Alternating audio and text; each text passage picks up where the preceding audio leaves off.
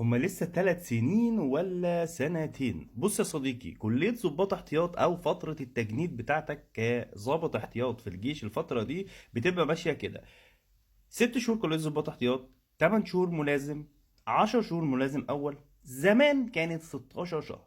بس ال10 شهور دول اللي انت هتقبض فيهم المرتب الكويس اللي هيبدأ ان يخليك تقدر تبدأ بيهم حياتك ان شاء الله.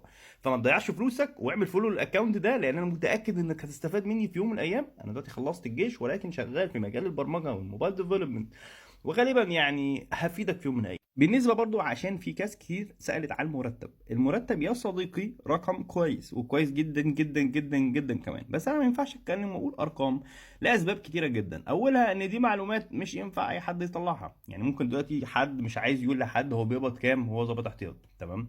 الحاجه التانيه ان المرتب مثلا ممكن يكون اتغير من دفعه للتانيه، لان هو كان بيزيد. انا دفعتي سنتي هقول لكم المرتب يعني وقتها كان ملازم كان 1000 وحاجه، 1000 وفكه، بدأ يزيد لغايه ما وصل 1200 وحاجه، 1300 جنيه تقريبا، زائد الحوافز اللي كانت بتجيلك على الكتيبه بتاعتك. فهي بتبدأ تتغير كل سنه، فما تشيلش، لكن مش هتتغير قوي يعني. بالنسبه للعسكري، العسكري بيقبض حوالي 600 جنيه دلوقتي كل شهر، وما بياخدهمش من اول شهر. فاحمدوا ربنا وخش ظابط احتياط، وما تزعلش ان انت دخلت ظابط احتياط، لان والله العظيم هتتعلم حاجات كتيره هناك نفسيا انت عمرك ما كنت هتتعلمها في اي مكان تاني بره.